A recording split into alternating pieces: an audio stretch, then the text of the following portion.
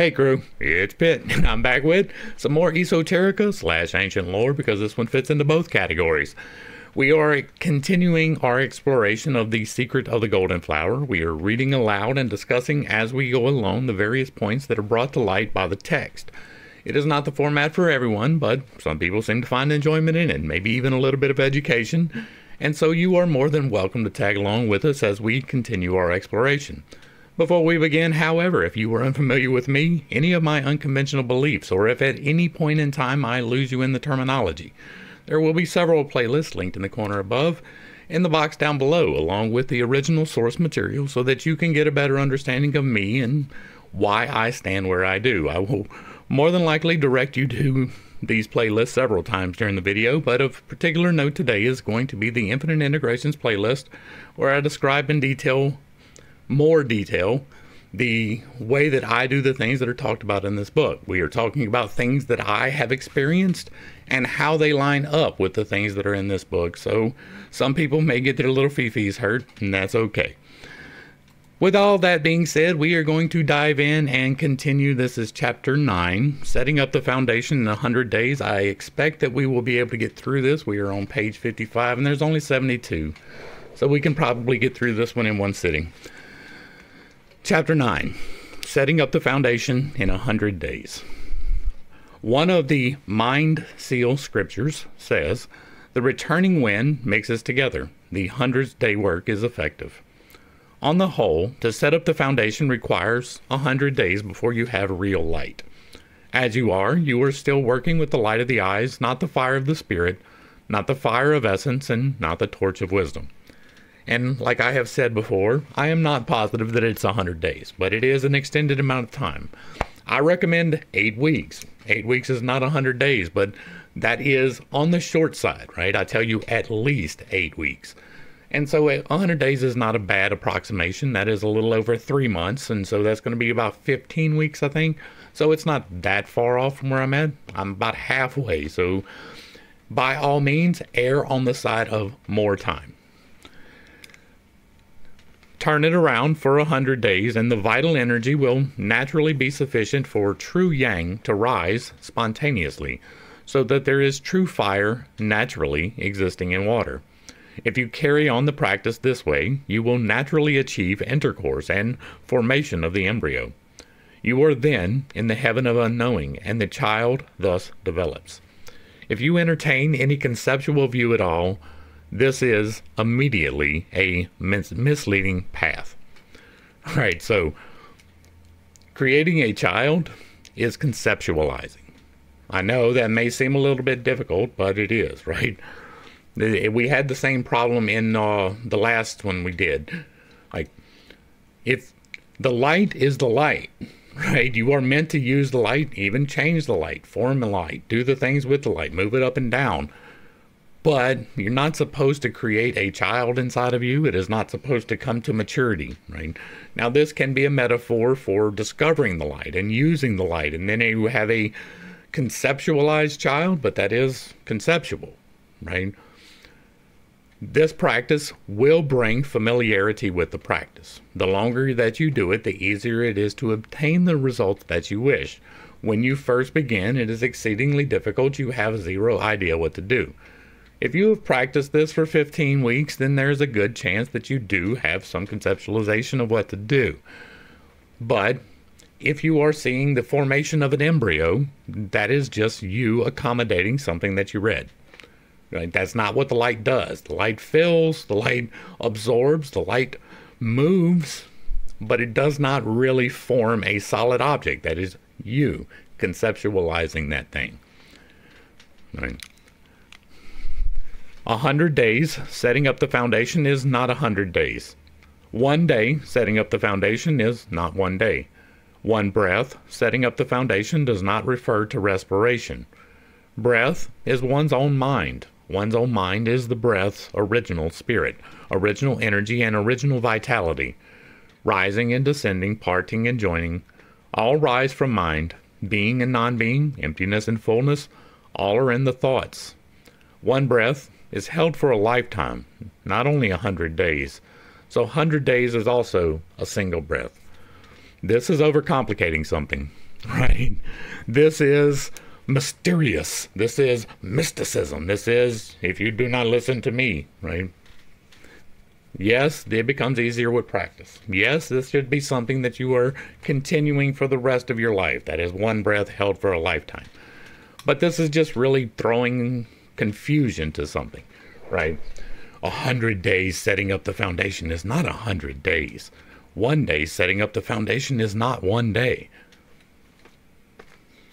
Then why use that terminology at all, right? Why cloud the waters? It is going to take you extended practice, but that practice should be incorporated into becoming your daily life, right? You should practice this at the same time so that it becomes habitual. Once it becomes habitual, then it is held for the entire lifetime, not just 100 days, right? Overall, this is telling you to continue the practice, that it is not just the step as outlined here, but it could have been said in a little bit clearer of a manner, in my opinion, right? This seems to be some overcomplication where there needs to be no complication. The 100 days is just a matter of empowerment. Gain power in the daytime and you use it at night. Gain power at night and you use it in the daytime. In other words, gain power in both times, and then you have the power when you need it. The 100 days, setting up the foundation, is a precious teaching. The sayings of the advanced, realized ones all relate to the human body. The sayings of true teachers all relate to students. This is the mystery of mysteries, which is inscrutable. When you see essence, you then know why students must seek the direction of a true teacher. Everything that emerges naturally from essence is tested. And I don't necessarily disagree with that, even though I have had 0 teachers. What I do, I have done through the amalgamation of knowledge. Yes, I have read various texts over the years. I don't even remember the names of most of them. And the way that I work, I absorb the knowledge that I need, and then I disregard the parts that don't make sense or the parts that are useless, right? For me, if I was reading through this whole chapter would probably be discarded. It is telling you that you need to take the time, that you need to form a habit, but it is doing a way that is not necessarily easily accessible or even rememberable. I'm not the person that is going to tell you, I read this in The Secret of the Golden Flower, right? I read this in Manly Hall's The Secret Teachings of All Ages, right? I have read those here out loud. I will never, more than likely, ever source them. It's just something that I think it's my SI demon, right? That is what it is. I know what it is. I'm an INFJ, and that means that I don't like sourcing. It is one of the things, and it is one that I am not choosing to work upon. I have plenty of other things in my stack that I need to work upon, and remembering sources is not really one of them. I remember the knowledge, and then I use the knowledge for myself. It's just how I work.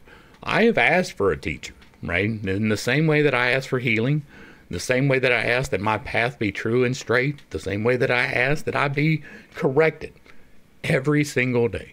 I get out there and I pray when I'm walking, and I do my prayer walk for y'all, right? It is for me too, right? I'm doing my meditative practices during this process.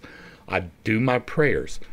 It is the walking in the oneness is what I do. And while I am doing that, I am asking for correction. I am asking for direction. I am asking for teaching. If there is somebody out there who is better at this than me, by all means, Lord, put me at their feet. 100%, and I will learn. If you have somebody on the same level as what I am doing, I am here to learn too. I am not here to be the end-all, be-all, right? But what I do is test everything. Anything that has emerged naturally from me, I test against the knowledge that I hold. The knowledge that I hold is extensive. I cannot source it all. There are just too many sources. I pull in the best from everyone and I discard the worst. I don't need to smack talk people. I get what I need from them and then I just move on, right? I even promote people that I don't necessarily agree with who have taught me something. You will frequently find links from people that I do not fully agree with, right? We have commonality. There are things that I have taken of value from them, and I think, you know what, maybe the crew can too. So I link them, even if I do not fully agree with them. Now, if you're somebody who is spewing nonsense, like Billy Carson, for instance, you won't find that link on my page. You will not find me linking back to Billy Carson. You will not find me linking back to Dick Dribble, or whatever his name is, from the Controlling the Sources. That's what we're going to say. You won't find me linking back to people who are trying to control the power, to people who are trying to mislead the people, and people who are putting out false information. But if you have even a little bit of true information, I'm going to tell my crew about it. That is me searching for teachers. I continuously am onboarding more information every day. There is something new that I am trying to learn every single day. I'm getting old. The knowledge is not going to be useful for me much longer. But that's okay. I'm still going to search it out. I'm still going to pull it in. And so, while I do agree that most people do need a teacher, not everybody gets one. And if you don't get one, the internet works. Everything that I have done, I have learned from either reading actual physical books or from listening to lectures on the internet. The light of essence and the light of consciousness. And through experience, right? I've done this experientially. I have had direct revelations on several things, right? When I talk about the chakras and how they work, that was directly revealed to me. I didn't read that somewheres. Yes, I read that there were chakras. Yes, I read what they were called. But how they function and the actual practical use, which I am trying to elaborate on in this series of videos, that came through revelation.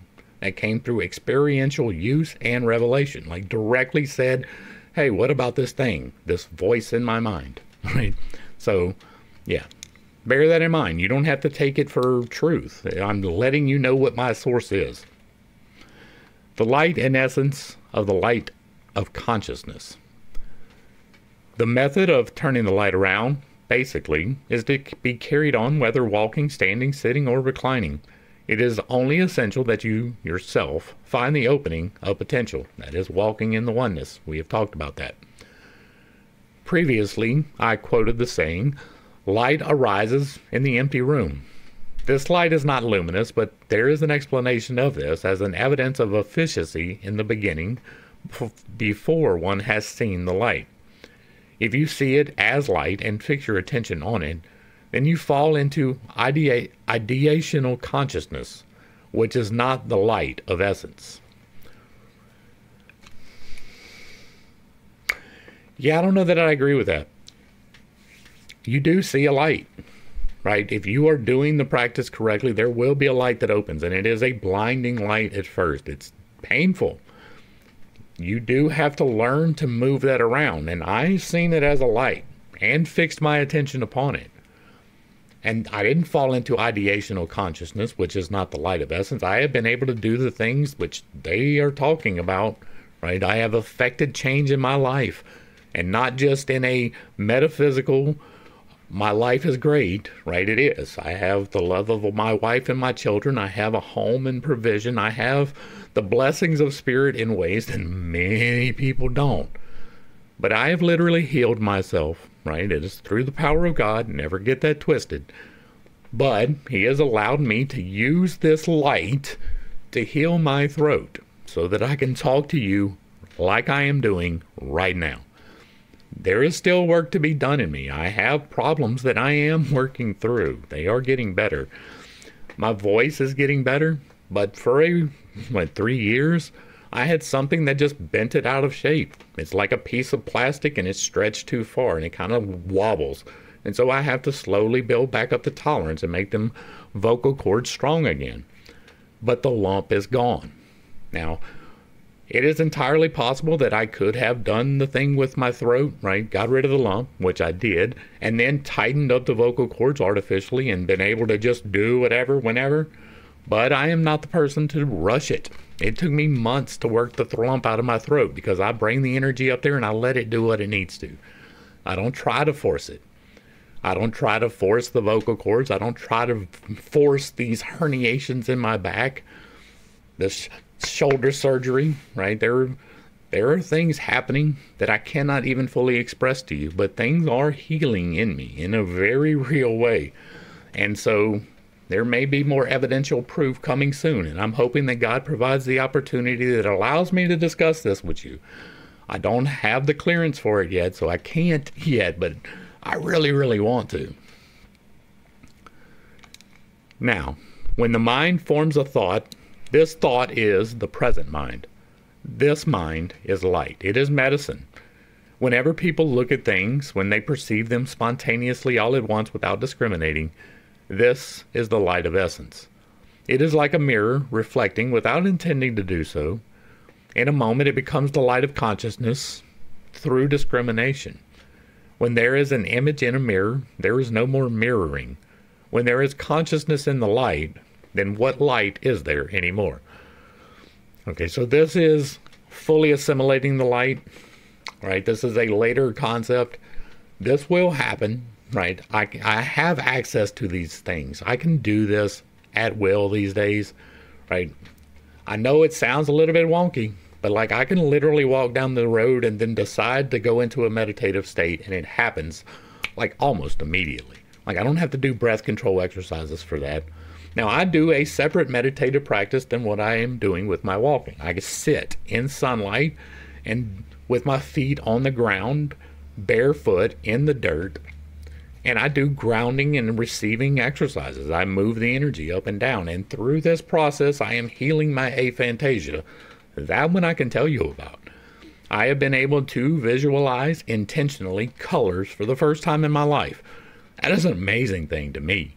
I know to you it's probably basic bitch stuff, but to me that is absolutely amazing. I've never been able to do that before in my life, ever.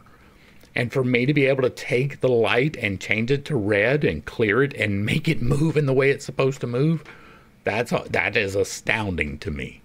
To change it then to the orange and make it move in the opposite direction and then to yellow and back the other way, like this is amazing to me. I wish that I would have had this power earlier. I believe that it was held off so that I could tell you that you don't have to have it to do it, right? For the entirety of my life, I have not been able to do that. But I have still been able to do this. I can still take the light and move it. Even if I can't change the color, I can move it.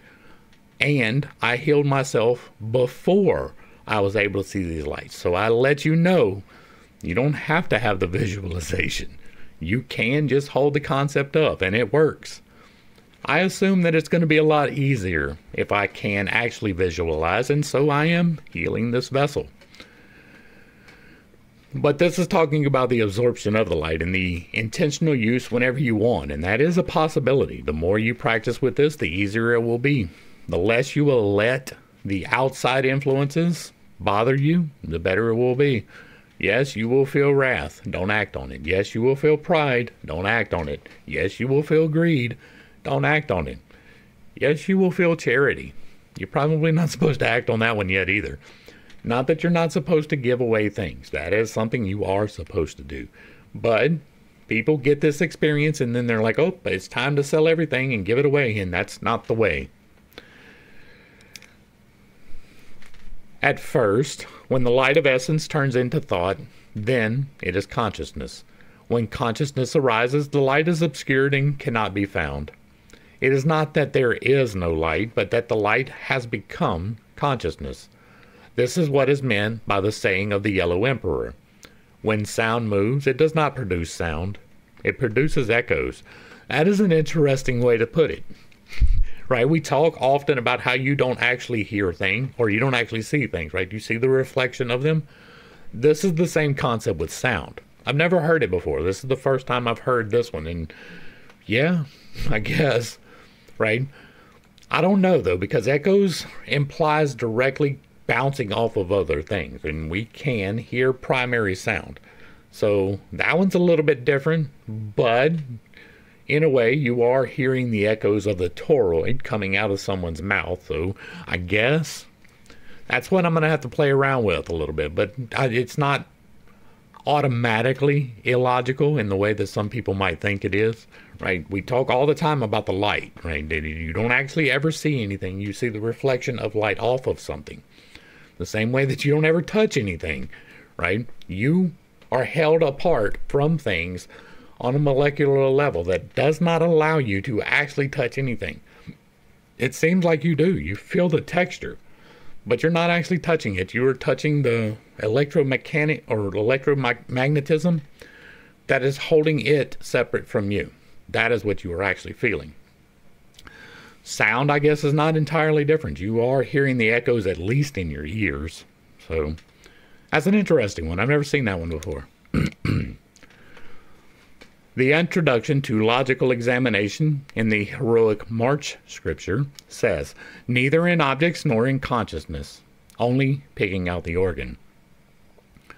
What does this mean? Objects are external things, or the so-called material world. This has no actual connection with us. If you pursue objects, you are mistaking things for yourself. There is really no separation, right? There is, right? You are held apart from things, but all is one, and so all the things are one. That appears to be what they are talking about. We are incorporated here, so it is not an illusion, right?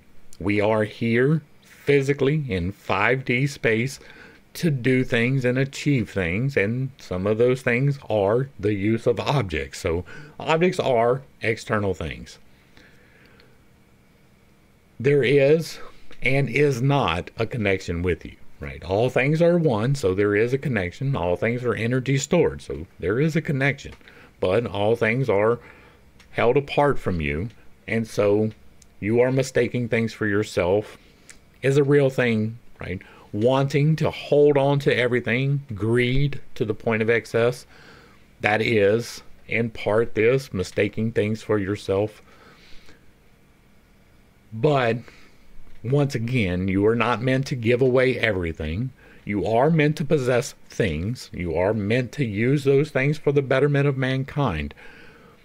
And so, neither in objects nor in consciousness, right? I would have to see the introduction to logical examination in the heroic March scripture. I will have to try to remember to look up the heroic March scripture. I will almost certainly fail to do so. So if you want to remind me in the comments below, I want to check that out and see the original source on that, because this seems like something that's leaving out some context, right? I don't want to say yes, no, this, that, and not no. And so I'm going to leave that alone for now. Things must have an attribution. Transmission of light is attributable to doors and windows. Light is attributable to sun and moon. Borrowing them for myself, after all I find, it is not mine. When it comes to where it is not you, then who attributes if not you? And again, this is overcomplicating things. Like,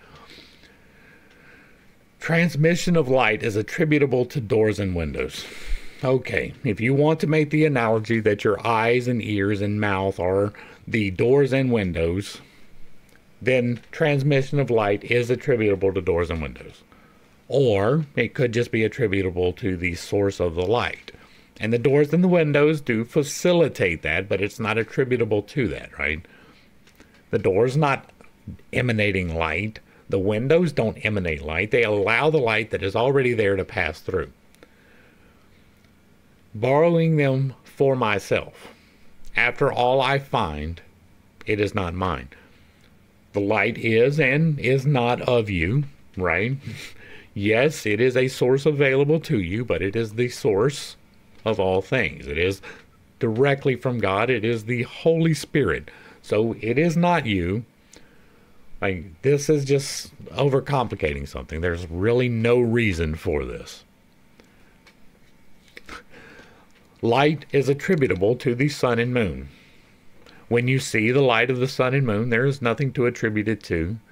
Sometimes there is no sun or moon in the sky, but there is never an absence of the essence of seeing that sees the sun and moon.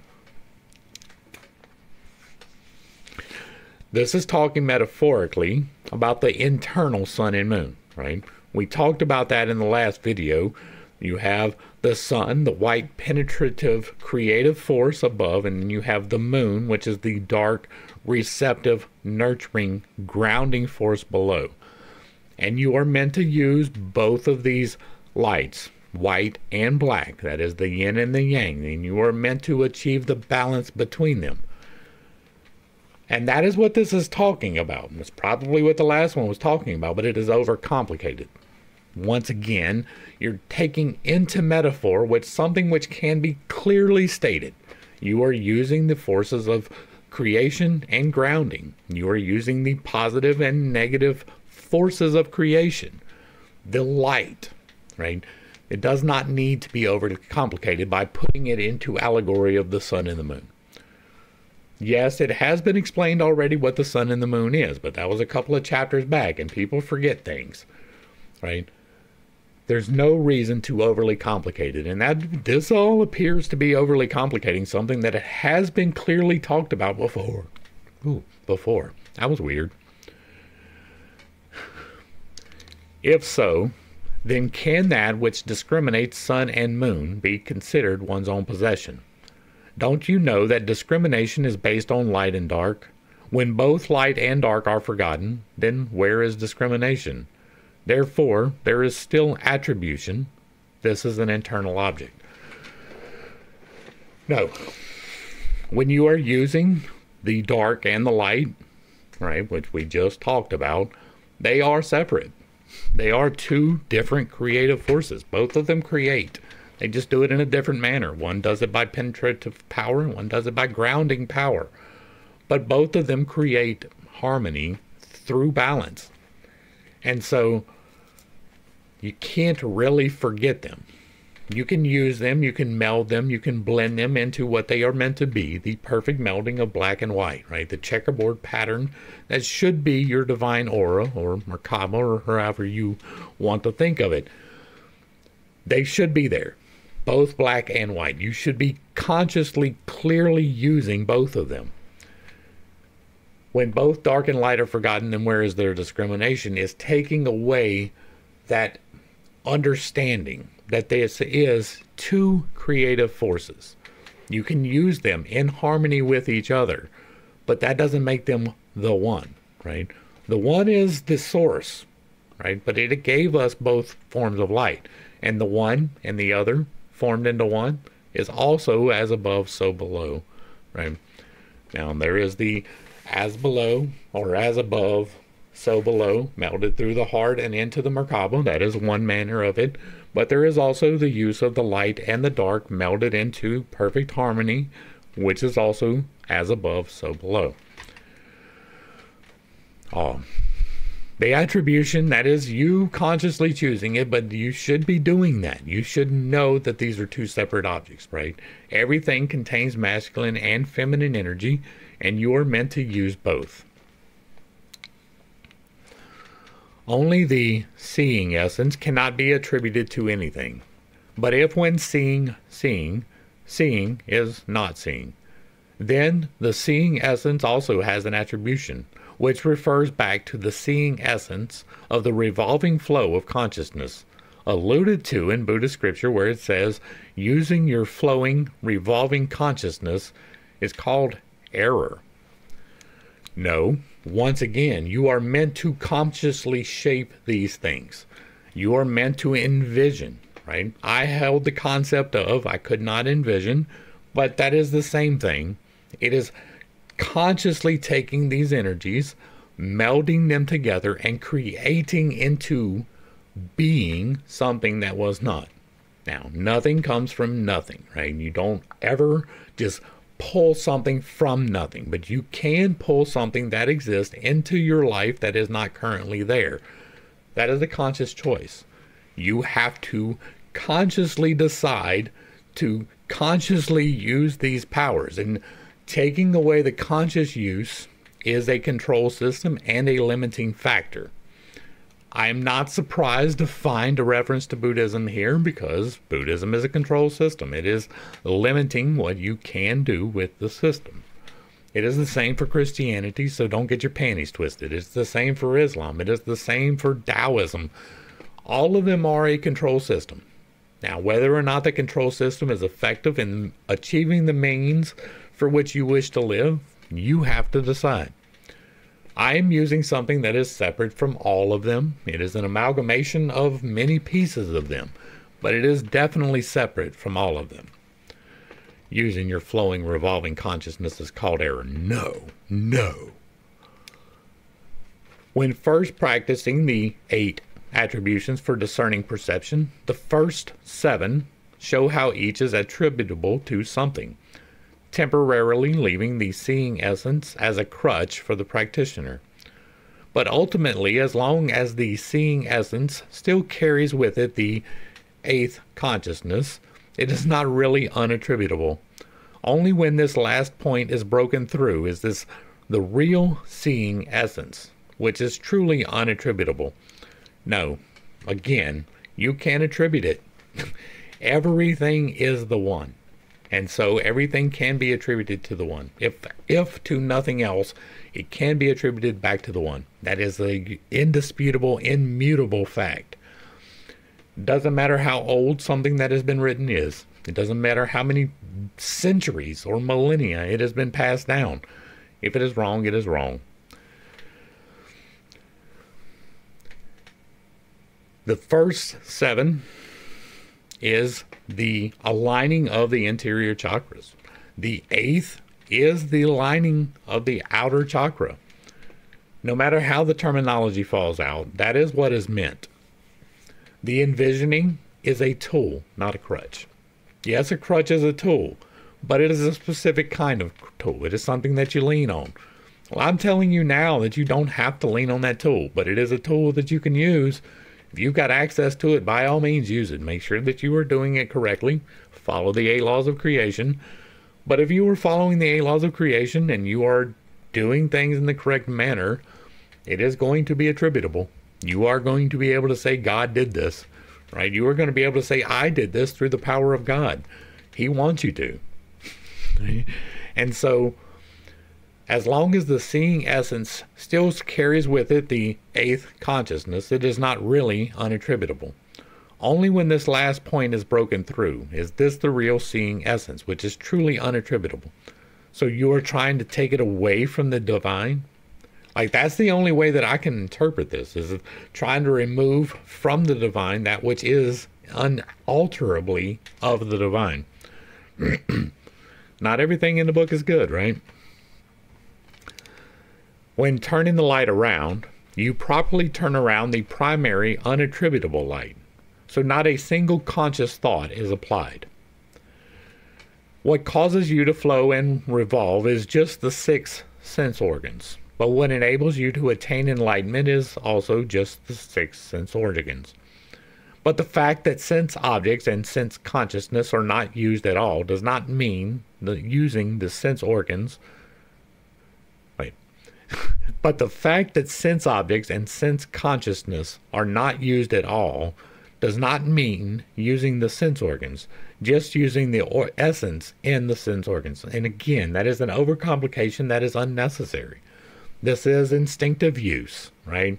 This is muscle memory. This is reflex action. You're going to be using it anyway. You just won't attribute it to that. That's just overcomplicated for no reason. You will be using these sense, right? You will be using your sight, smell, hearing, taste, touch. I'm not even sure what the 6th one is, right? Your sight, hearing, taste, touch. I don't know. I'm missing something. Smell. That's what I'm missing, is smell. Okay. You're going to be using them, and they will be greater or lesser effective. I don't know how much effectiveness you get from scent, but I'm sure there is something, right? Scent triggers memory, so if nothing else, you get that out of it. Now, if you turn the light around without falling into consciousness, you are using the original essence in the sense organs. If you turn the light around, fallen into consciousness, then you use the nature of consciousness in the sense organs. Herein lies the hair's breadth distinction. And so this is talking about instinctual use versus conscious use, right? There is a level of instinctiveness that is part of it, but it is entirely possible to do all of these things with consciousness. I do not know that it is even achievable in the same manner if you are doing it without consciousness. Yes, you can feel the bliss. Ooh, woo. What's that? That's nothing. That is the corporeal, right? If you are not actively using it for your betterment, then what even are you doing? There is, like, by all means, meditate, pray, fast. You don't have to use these powers. People have not been using them for millennia, so it is obvious where that leads.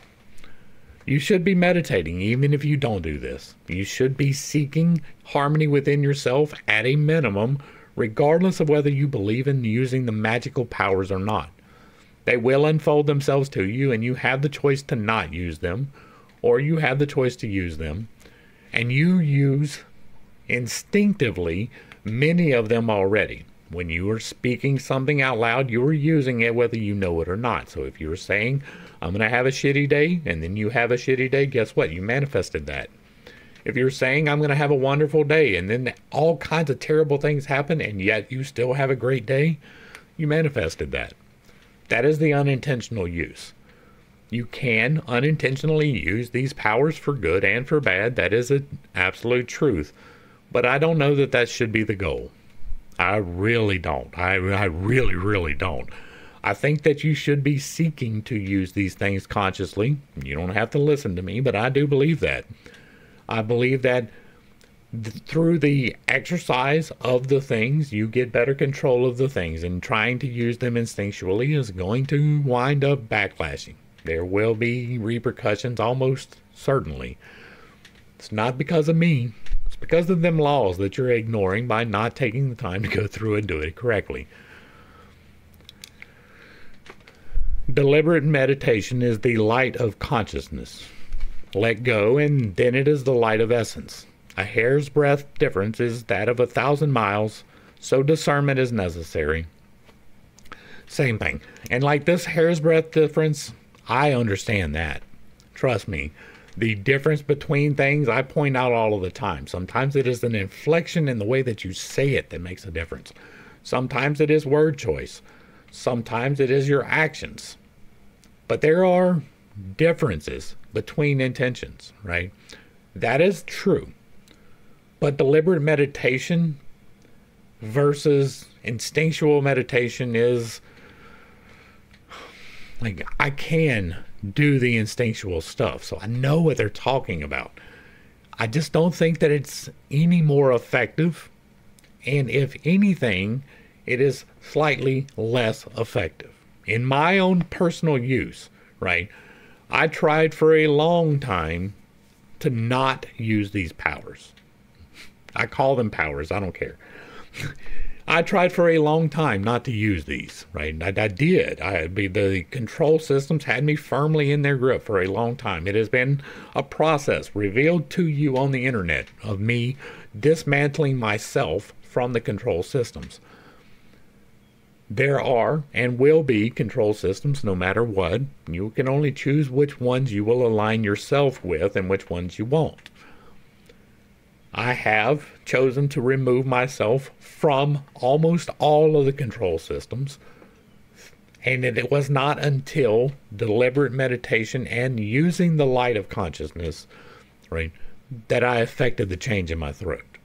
It wasn't until I was doing these things intentionally, asking on purpose, and acting with willpower, that these things happened in my life.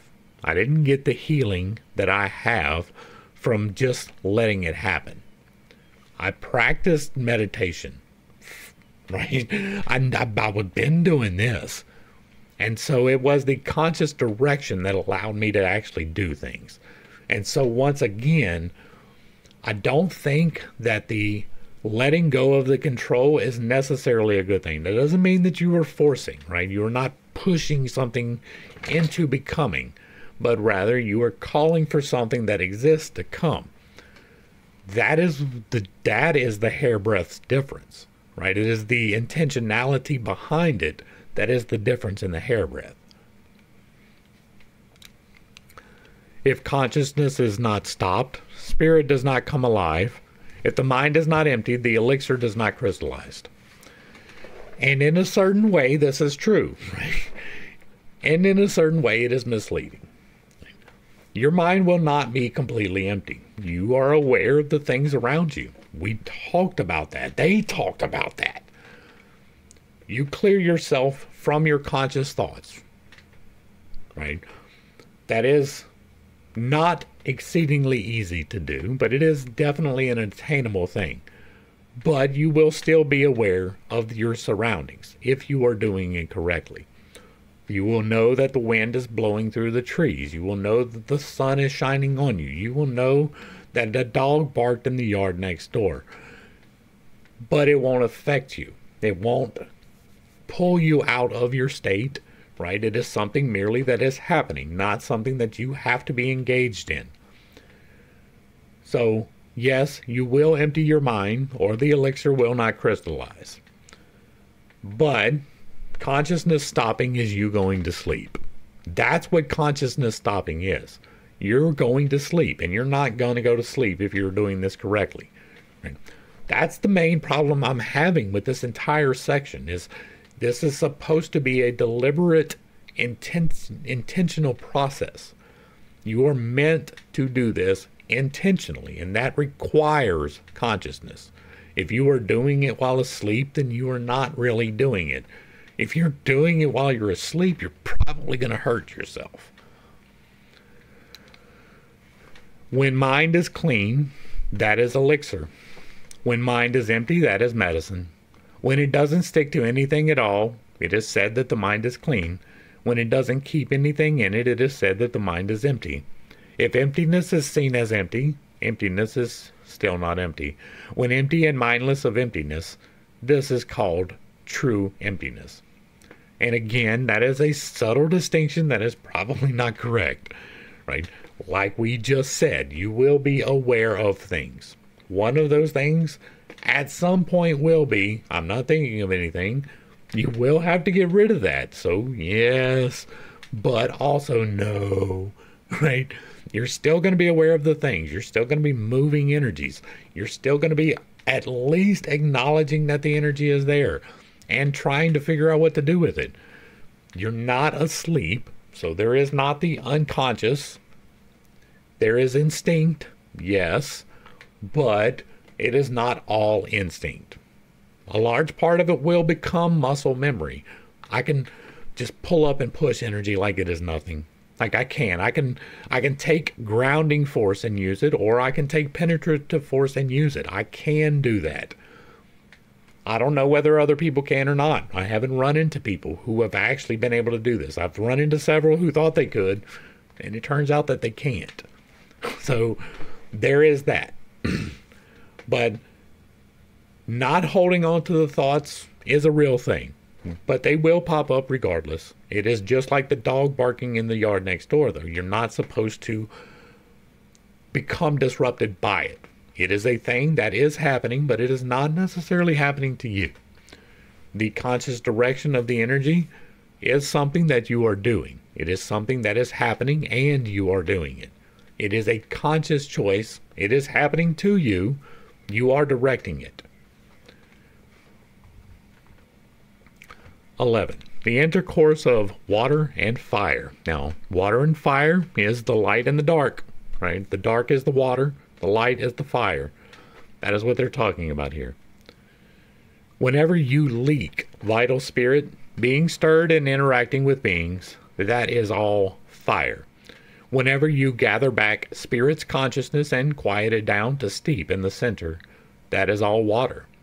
When the senses run outward, that is fire. And when the senses turn around inward, that is water. I do not disagree with that. Right? There is a distinction between the two powers, and one of them is a grounding, gathering, right? Recentering power. And one is a penetrative, destructive, creative power. One is fire and one is water. That is as good of an explanation as any, right? Light and dark, water and fire. It's all terminology at that point. The one yin inside the fire trigram concentrates on pursuing sense experience, while the one yang inside the water trigram concentrates on reversing and withdrawing the senses themselves. And again, that is true. You are using both, right? And they even are, right? Concentrating on the pure sense experience, what am I feeling? And reversing and withdrawing the senses within themselves, what am I being? Water and fire are yin and yang. Yin and yang are essence and life. Essence and life are body and mind. Body and mind are spirit and energy.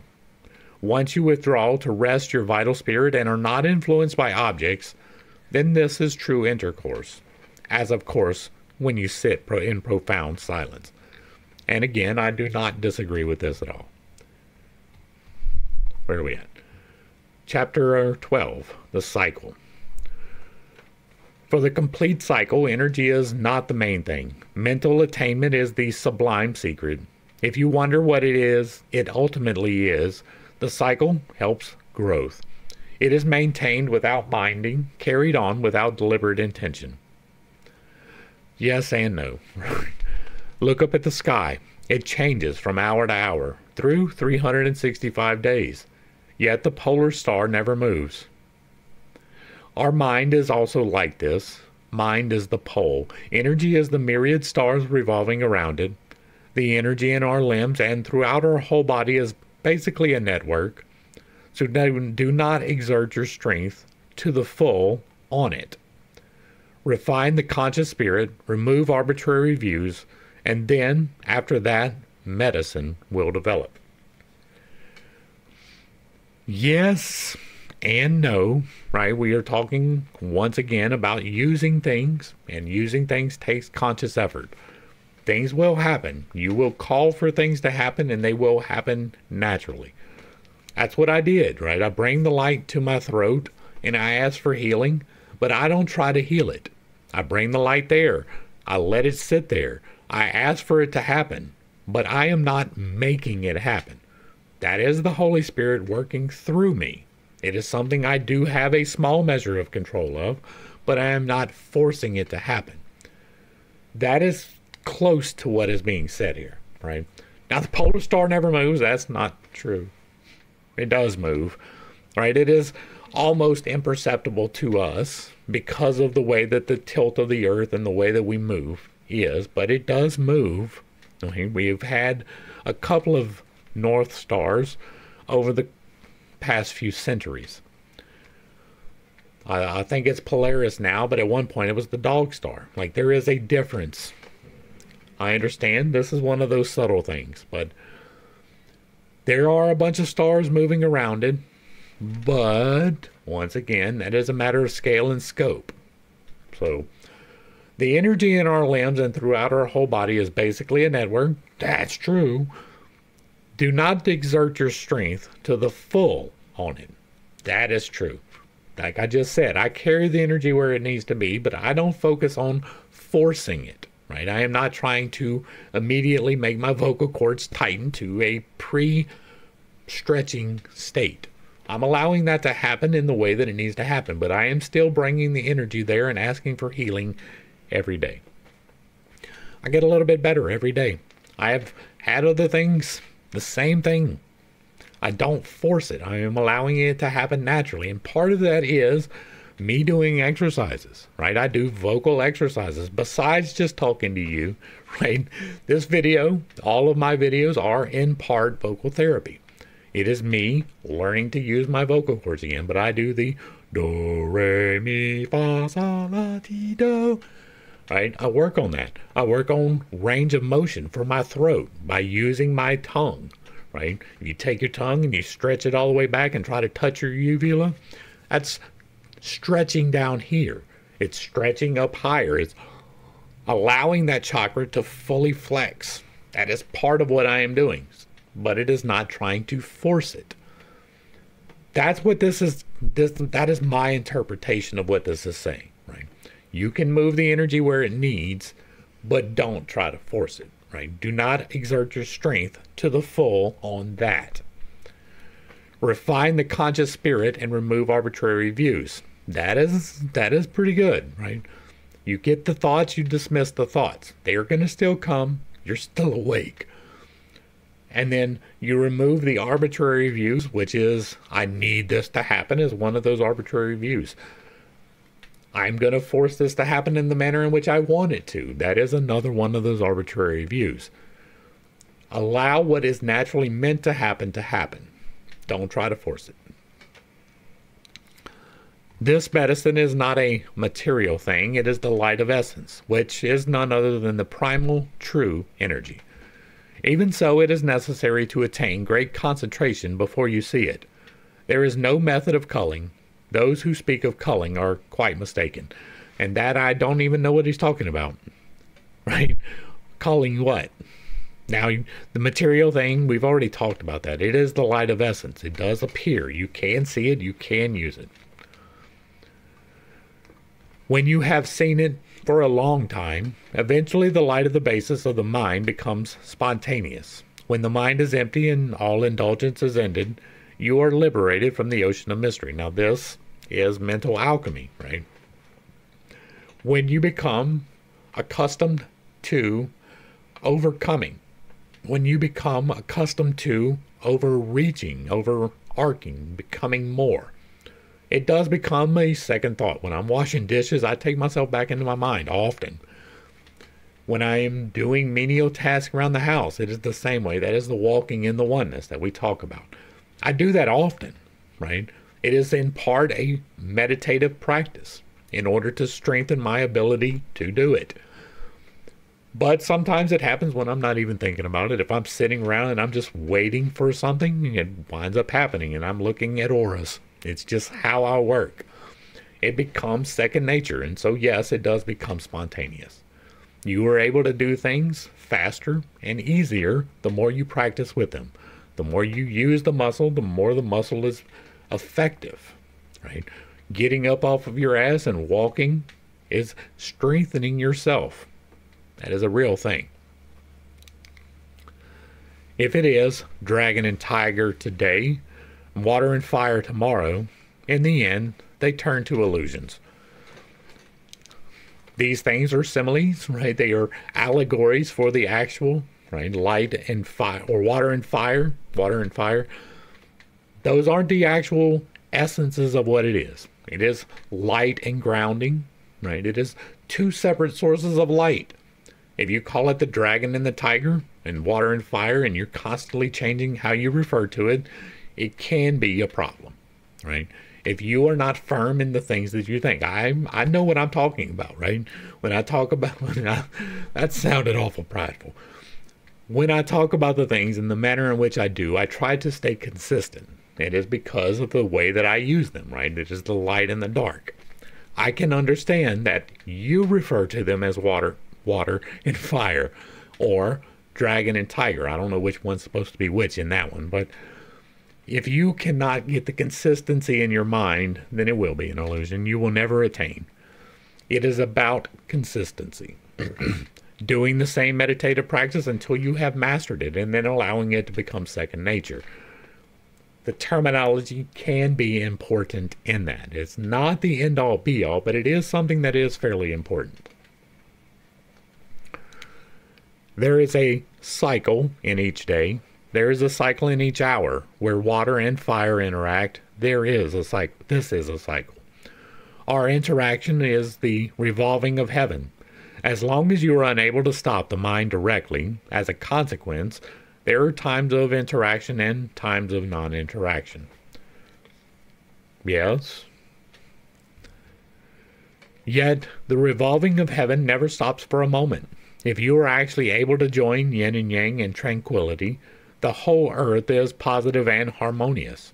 In the right place in your central chamber, all the things simultaneously expand to fulfillment. This is the method of bathing, spoken of in alchemical classics. What is it, if not the great cycle? If you are able to join the positive and the negative in tranquility, the whole earth is positive and harmonious. That is, in part, taking control of your timeline. That is, forming the thing which you wish to be and allowing it to be. It is a process. It is something that you have to work on. It is something that you will have to practice, and it will never be perfected. But it is definitely something you can do. And the bathing, right, if you were able to take and balance these forces, the spirit, the divine chakra that you have access to, if you are balanced and are using these things correctly, right? You're pulling in the light, you're pulling up the dark, and you're melting them in your heart, and you're pushing them out into your auric field. That is bathing in it, right? That is part of it. That is something that happens. It is something that eventually will happen. It's not going to happen right away. You will feel exalted, right? When you first start doing this, you're going to think you have mastery of it just because you can see the light. And then you're going to think that you have mastery of it because you were able to clear the field or move the light. However it needs to happen for you, right? The order of these things can be a little bit different for different people, right? First, I could clear the field and then I could move the energy. Some people, it may be the opposite. I don't know. That is the great cycle, though, right? There is a cycle that happens external from you, and then there is what you are choosing to allow to happen. And that is a cycle just as much as the cycle that you have no control over. The processes of the cycle do indeed have differences of scale, but ultimately there is no way to distinguish great and small. When you reach the point where meditation is spontaneous, you do not know what fire and water are, what heaven and earth are, who does the interacting, who makes it one cycle or two cycles, or where to find any distinction between great and small. And again, I speak from experience, and you don't have to believe it, but that is not necessary, right? Maybe it happens to other people. Maybe I have not attained that yet, but I am able to do things. I have the peace. I have the fruits. I have the growth. I have the things. And I don't have that. I don't have, there is no separation between fire and water. Like there is. It is a blending. It is an intentional mixing of the two. It is not that they are completely separate instinctually and remain that way. That is not for me. Like it might be for you. We don't have to be the same. But for me, experientially, I can tell you that this is not something for me. It has never been something. It is all the operation of one body. Though it appears to be most great, it is also small. Each time it takes a turn, the universe and all things take a turn with it. Thus, it is in the heart, so it is also most great. The alchemical process should ultimately become spontaneous. If it is not spontaneous, then heaven and earth will revert on their own to heaven and earth. Myriad things will go back to myriad things. No matter how hard you try to join them, you cannot. Then it is like a season of drought, where yin and yang do not join. Heaven and earth do not fail to go through their cycles every day. But ultimately you see a lot that is unnatural. Spontaneity comes with the territory, right? I talk about how I can just fall into a meditative state and not even really realize it. But again, that is not meant to be the end-all be-all. There, you are meant to take the choices to make things happen. If you can operate yin and yang, turning them suitably, then naturally, all at once, clouds will form and rain will fall. The plants and trees refresh, the mountain rivers flowing freely.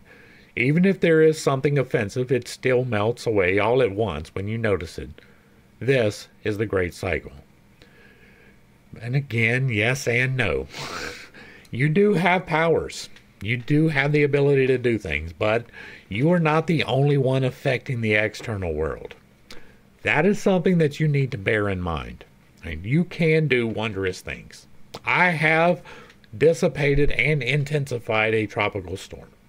I felt the repercussions for that, so I do not practice that. But there are other people that can affect that too. right? It is not just you. And so sometimes when you are attempting to do it, it doesn't work. There are other people who are determined that the other outcome will happen. That is part of the bottleneck process, right? Now, I believe that we have the ability to change the bottlenecks in a small way, right? There will be a bottleneck. I believe that we get to determine how that's going to play out to a small effect. Some people are looking for the rapture. I don't think they're ever going to get it, but I believe that they will see some of the things that will make them believe that that is what is happening. I do believe that there is something coming that will result in great death. And the way the Bible describes the rapture, it is not you being snatched away, but rather you being snatched away.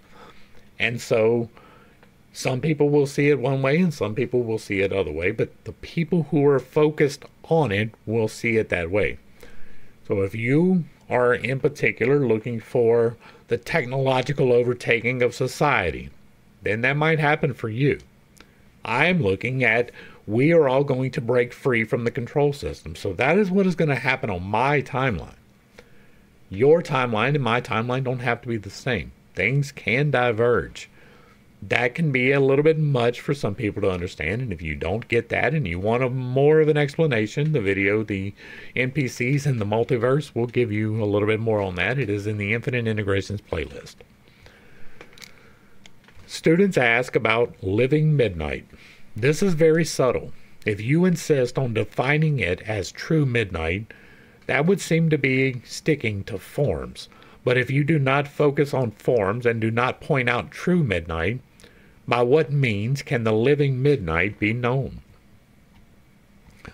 I don't know what they're talking about with the living midnight. I'm assuming that is a perpetual state of meditation, and I don't know that that's even possible. Once you know living midnight, there is definitely also true midnight.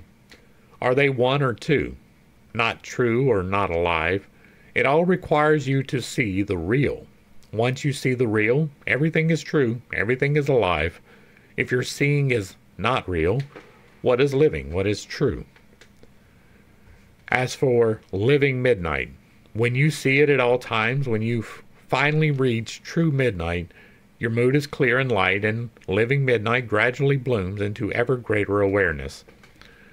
I don't remember them talking about living midnight. And maybe that's from a different book. There have been several references to other books. So. At present, people do not yet clearly know the living. Just test it out when you head for the true, and the true will appear, while the living will be sublime. And again, I don't know. 13. Song to inspire the world. Because of the warmth of my cinnabar heart to liberate the world, I do not refrain from coddling and talking a lot. Buddha also pointed directly to life and to death for a great cause, and this is truly worthwhile. Lao Tzu also lamented the existence of the egotistic self and transmitted the teaching of the open spirit, but people did not discern. Now, I give a general explanation of finding the road of truth.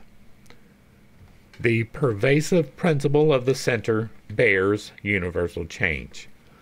The very being of true poise is the mysterious pass. Midnight, noon, and in between, if you can stabilize breathing. The light returns to the primal opening, so all psychic functions are calm. There emerges the unified energy of the river source that produces the medicine. That is, it passes through the screen and transmutes with golden light.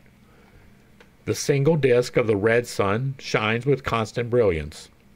People of the world misconstrue the vitalities, water and fire, conveying them from heart and genitals, thus producing separation. How can the human way meet the celestial mind, if in accord with the celestial the way is naturally meet? Put down all objects so nothing comes to mind. This is the true infinity of the primal. Cosmic space is silent, signs are gone. At the pass of essence and life, you forget conceptual consciousness. After conceptual consciousness is forgotten, you see basic reality. The water clarifying pearl appears mysterious and unfathomable. The screen of beginningless afflictions is voided all at once. The jade capital sends down a team of 9 dragons. Walking in the sky, you climb to the gateway of heaven. Controlling wind and lightning, you make the thunder rumble. Freezing the spirit and steadying breath are for beginners. Retreating to hide in secrecy is eternal calm. The 2 poems I used when I initiated Zhang Zenu long ago both contain the Great Way. After midnight and before noon are not times, but water and fire, okay? Settling the breath means a state of centeredness in which you go back to the root with each breath. Yes. Sitting means that the mind is unmoved. Yes. The mid-spine, where the ribs join, does not refer to the vertebrae. It is the great road directly through to the jade capital. That is the spinal column, right? It is not the bones. It is the fluid sac that surrounds your spinal cord inside of the spinal column. That is what you can move up and down, right? It does not refer to the vertebrae. It is the great road directly through to the jade capital. Jade capital is going to be the pineal gland. That is where the terminus of the spinal cord goes. Right? It runs all the way up to the base of your skull, and then there are fingers that go out into your brain. The pineal gland is the focal point of the fingers. There's also another one at the bottom, right? It is red. As for the double pass, there is something ineffable in this. No, it is not ineffable. It means that you are using the 2 forces of creation. Thunder in the earth rumbles, settling in motion rain on the mountain. This means the arising of true energy. The yellow sprouts emerging from the ground refer to the growth of the medicine. That is the light that you will see. These 2 little verses are exhaustive. In them, the highway of practical cultivation is clear. These are not confusing words. Turning the light around is a matter of single-minded practice. Just use the true breathing for stable awareness in the central chamber. After a long time at this, you will naturally commune with the spirit and attain transmutation. Now, I am assuming that the central chamber is you retreating within yourself to the 3rd eye, right? You can retreat within yourself to any of the energetic chakras, including the one outside of yourself. But it appears that most of the time, here, you are retreating into the 3rd eye chakra.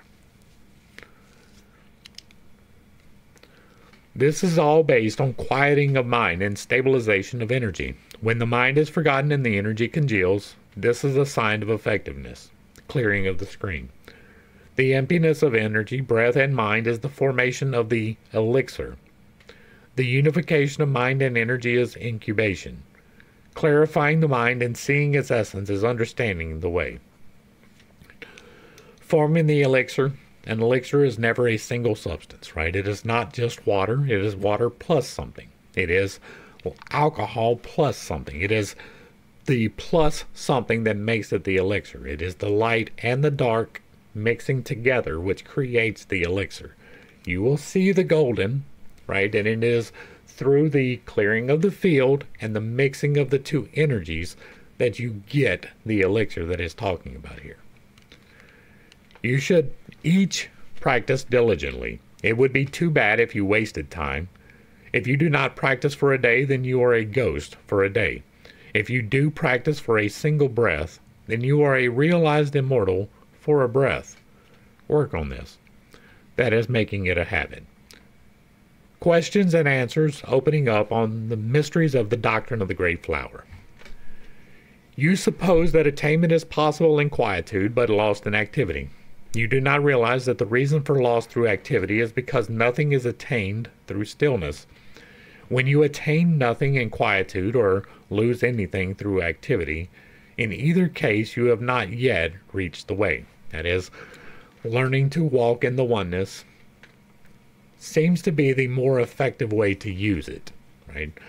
I do the prayer walk and I walk in the oneness after the prayer walk. I do meditative practice after the walk, right? I do the prayer, we walk around, and I am still walking, but now I am not praying. I am in the oneness. I am retreated into my mind. The awareness around me is still there, but it is not the focus.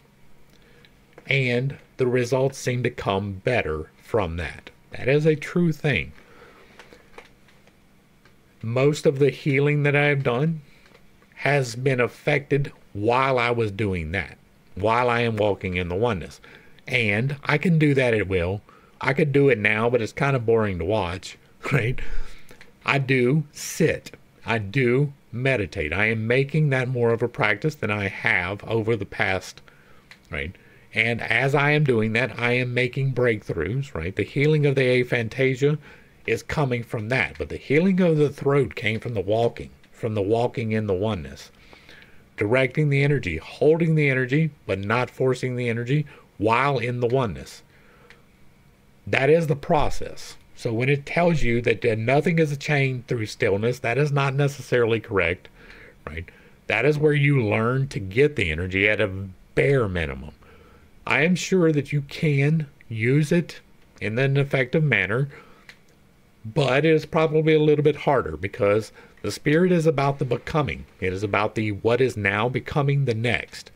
And if you are actively engaged, then the becoming is a little bit more active.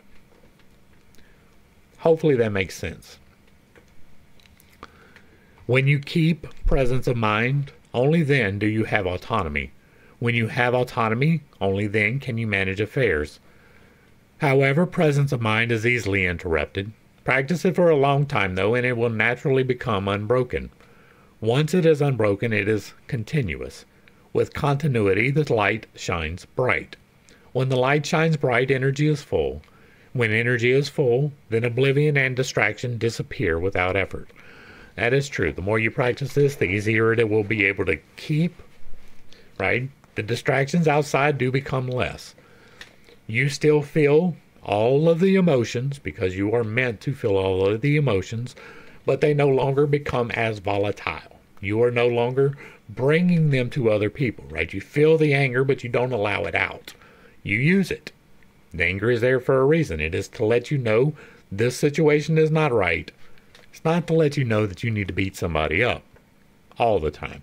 There is a time for physical violence. I know that sets me apart from most of the people that you will see talking about these things. Life is about balance. It is not about exclusion, and that includes all of the vices. Observing mind means observing the purity of mind. The mind is basically non-dual, just one vital reality. Throughout the past and future, there is no other.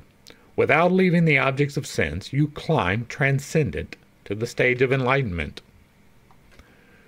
But observation of mind can be deep or shallow. There is forced observation and there is spontaneous observation. There is observation outside of sense objects. There is observation within sense objects. There is observation that is neither internal nor external. There is panoramic observation. With what observation do you observe mind? When observation is deep and illusion is cleared, then this is true emptiness. Turning the light around is done not by the eyes, but by the mind. The mind is the eyes. After long persistence, the spirit congeals, but only then do you see the mind's eye become clear. When you observe mind and become aware of openness, thereby you produce its vitality. When its vitality stabilizes, it becomes manifest, and then you see the opening of the mysterious pass. Gazing at the lower abdomen is external work. As for the inner work, when the mind eye comes into being, that alone is the true elixir field. That is the field that you see, right? The light you see before your eyes is rat light. Not the light of the tiger eye or dragon vitality. The light of mind does not belong to inside or outside. If you look to see it with the physical eyes, that is bedevilment. Well, kind of. Because you can see the subtle fields, right? It takes practice. You're not going to get it right away. but you can. With your physical eyes, I can look at something, and if I do it intentionally, I can see the subtle fields around trees and dogs and people and whatever else I need to see it around. Right? There is even subtle fields around inanimate objects. It is less intensive. It does not swirl and whirl in the way that live things do, but it is there. So yes, you will see, with the physical eyes, some things. That is not bedevilment. That is part of the process. Right? Now, this is talking about the inner light, so that part is true. Right? You're not going to see that part with your physical eyes. The light itself is something that you direct through the mind, so yes. But in that same meditative state, after you have already done with the light and you open your eyes, you can see the subtle field. You may not be able to recognize it, but it is there. Part of the process is learning to recognize it, learning what it means. It is not bedevilment. It is part of the process. You have been affected by pollution for so long that it is impossible to become clear all at once. That is true. In truth, the matter of life and death is important. Once you turn the light around and recollect the vital spirit to shine stably, then your own mind is the lamp of enlightenment. Everyone already has the lamp of mind, but it is necessary to light it so that it shines. This is immortality. And again, no. Do not let yourselves forget the mind and allow the spirit to be obscured. If you have no autonomy, your vital spirit diffuses. Forms are all conditioned. Cognition is a function of mind. Empty silence is the substance of mind. If you fix the mind on anything conditioned, then temperament is in control. So you cannot govern it completely or comprehend it thoroughly. Yes and no. Again, right? Cognition is the function of an empty mind. Empty silence is the substance of mind. That is making distinctions that aren't necessarily necessary. Right? Again, this is a little bit of an overcomplication. Forms are all conditioned. Okay, that is how you go to think about things. Cognition is a function of mind. Yes, your understanding is cognition. I am cognizant of this thing means that you understand this thing. So yes, it is a function of mind. Empty silence is the substance of mind. That's where the sticking point really is, right? Because your mind is not empty. Even when it's empty, there will still be thoughts, there will still be awareness unless you are unconscious. And if you are unconscious, you are not doing this. If you fix the mind on anything conditioned, then temperament is in control. No, because you can be thinking of the light, right? That is conditioning the light. That is what you are doing by recognizing it and clearing the field. That is what you are doing by moving it. You are conditioning it to respond to you. Temperament being in control, this is about the balance, right? You should not be doing this. If you are wrathful, don't go to meditation. Go to prayer. Go to forgiveness. Go to find the person you're mad at and make amends. Don't go into it with a wrathful mind. Don't go into it with a prideful mind. Don't go into it with a greedy mind. Don't go into it with a lustful mind, right? All the 7 vices must be balanced with the 7 virtues before you do this. That is temperament. The balance is temperament, not allowing the emotions to control you, but rather you to control your emotions is temperament. The minor technique of circulating energy can enhance the body so as to extend the lifespan. But if you therefore suppose that the great way requires work on the physical body, this is a tangential teaching. No.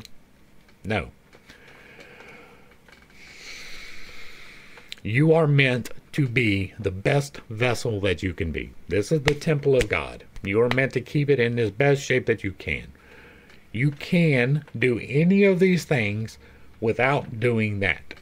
But as a part of doing this, you will be driven to improve your body. If not, then you are doing it wrong. You, as you become healthier, want your body to function in the best way possible. It does require physical work in order for that to happen. You cannot just sit around and expect to be in shape. It doesn't matter what diet you have, what pills you take. Just because you haven't put on weight does not mean that you're healthy. This Ozempic crap that everybody is eating is killing them. It is starving their body of nutrients that they need, and you can see it reflected in their face. But at the same time, if there is somebody overly fluffy and they are telling you that they have achieved spiritual enlightenment, they are lying to you. Doesn't matter who they are, doesn't matter if they sit in the lotus position underneath a fig tree and tell you things that are beyond your comprehension.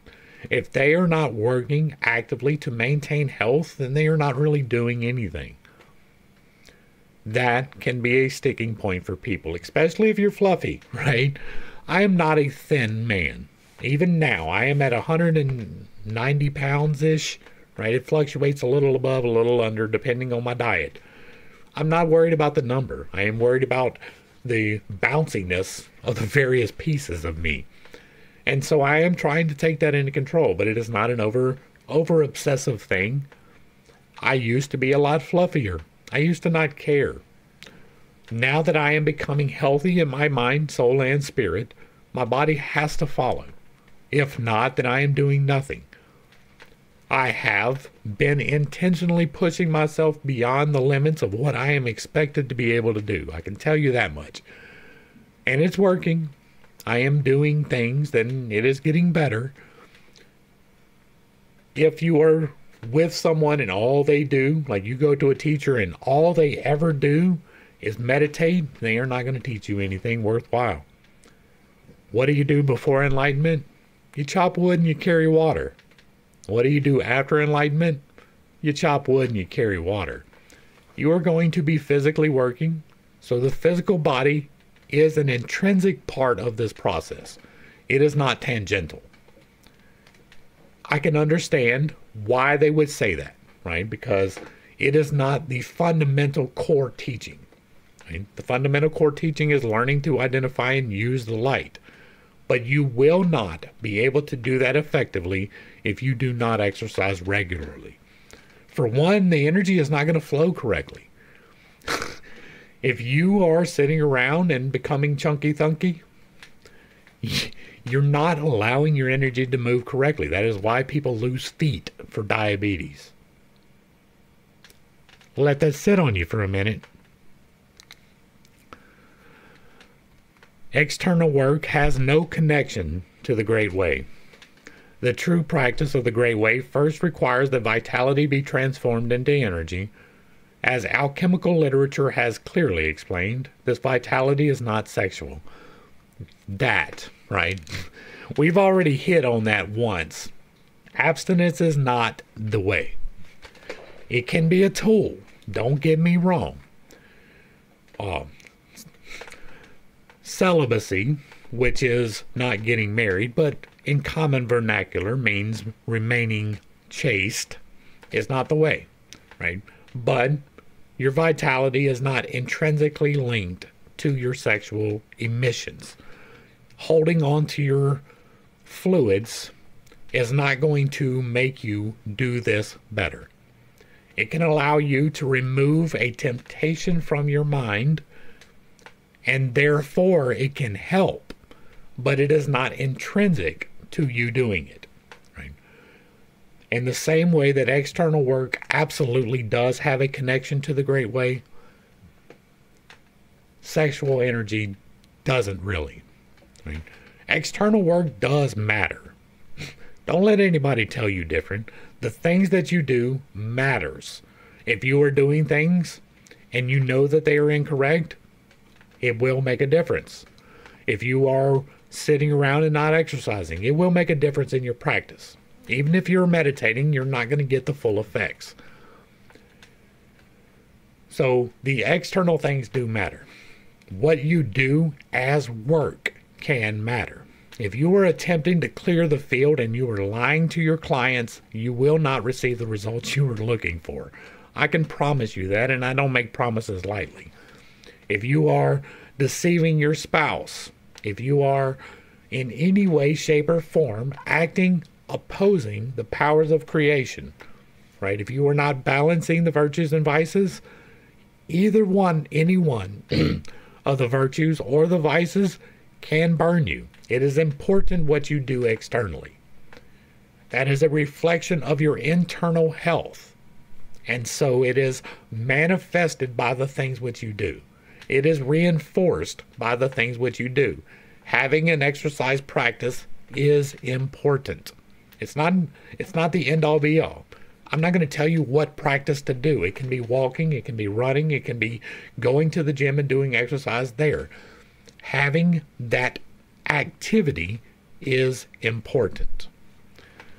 But refraining from sexual activity, other than trying to balance your vices and your virtues, is not going to do you any good either.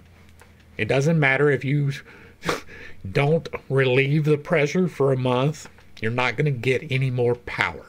It's not the way that it works. Refining energy into spirit means keeping the clear and removing the polluted. Few are those who are calm and serious. Rare are those who are sincere and unified. Radiant light is the function of mind. Empty silence is the substance of mind. If there is empty silence without radiant light, the silence is not true silence. The emptiness is not true emptiness. It is just a ghost cave. And again, this is the complication from before. The breathing that passes through the nose is external breathing, which is a phenomenon of the physical body. Only when the mind and breathing rest on each other is this the true breath.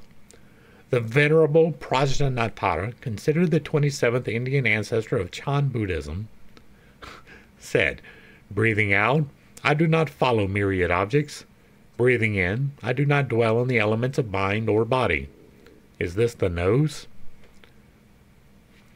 When it comes to watching the breathing or listening to the breathing, these are still connected with the physical body. They are used to concentrate the mind and are not the real lifeline. That's a better explanation. The real lifeline is to be sought from within the real. Looking and listening are one thing. The three realms are none other than your mind. Your mind is not the three realms, yet it contains the three realms. Whenever there is dependence, that is temporal. Where there is no dependence, that is primal. Where is the primal to be sought? It must be sought by way of the temporal. External is important. Temporal feelings and consciousness are marvelous functions of the primal. It must be sought through the work of practical balance in harmonious accord, which means calmness and openness. Of course, as long as clarification has not taken place, all is polluted. Clear up the pollution, and eventually there will be spontaneous clarity, even without attempting to achieve clarity.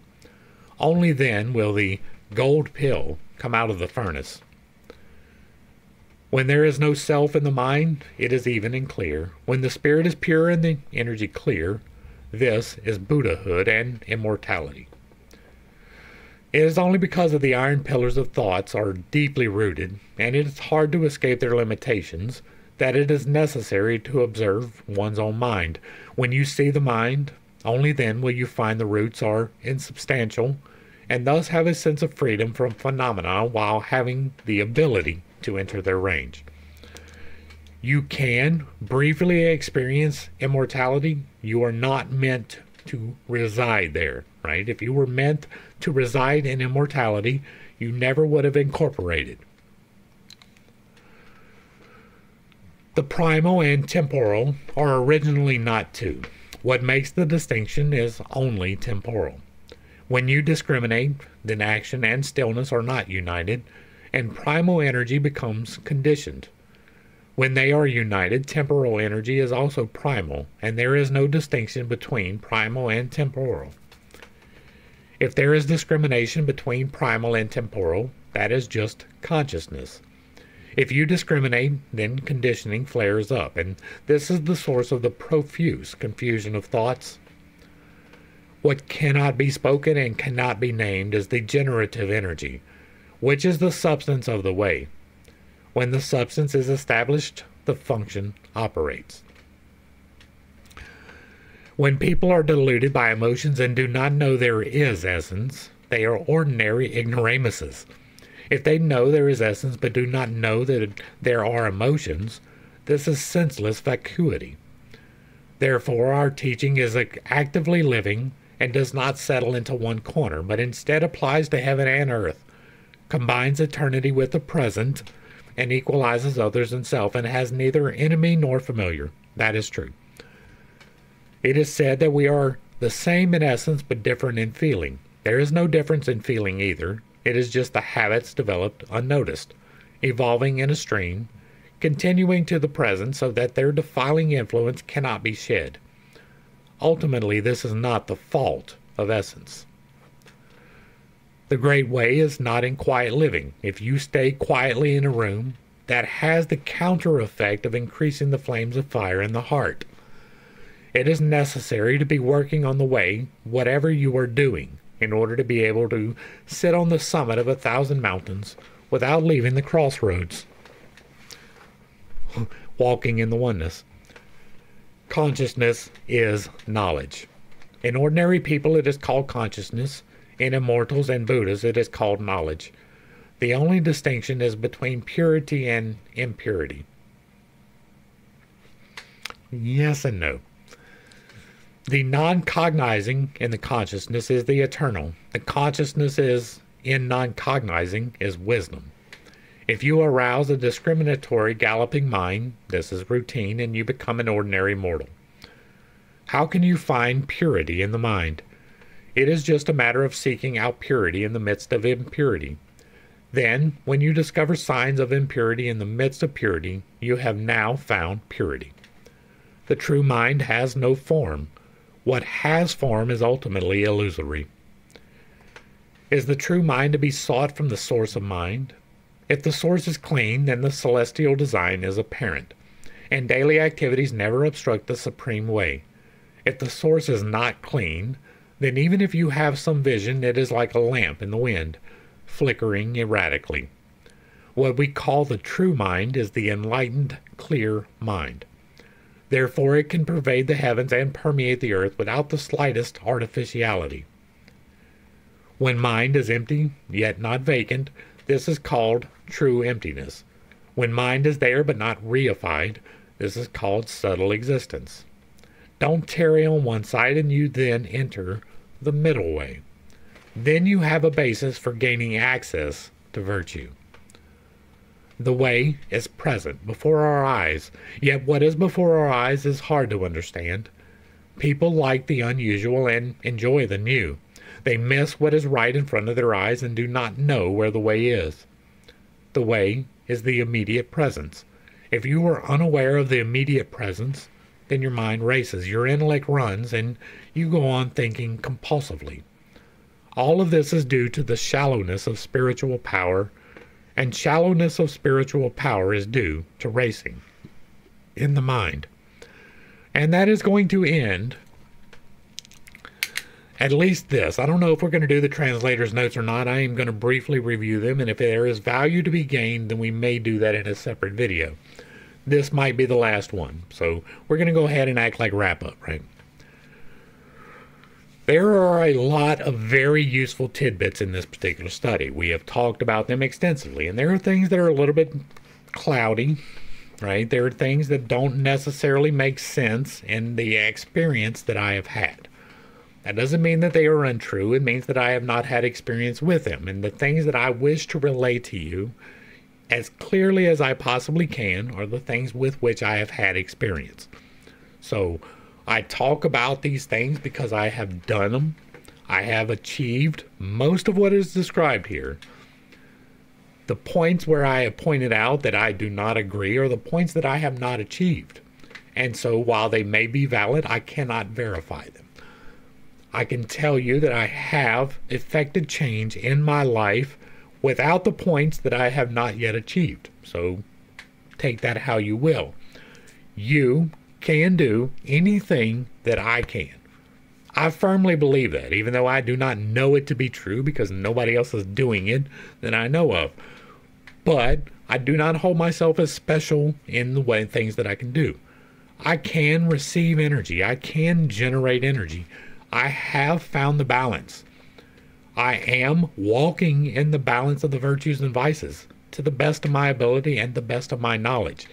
I am melding the sun and the moon, right? I am doing these things actively. And it has changed my life in very real, very measurable ways. Not just the fruit of the spirit, but the fruit of the body. I can talk, not to the full extent of my voice yet, right? This right here, this is my natural voice. But if I go too long, it starts flapping. I can feel it flapping. The same way that I used to feel that thing pushing and not allowing it to move. I can feel the looseness in my vocal cords. And so I practice talking up here as low as I can for most of what we do. But I practice here too.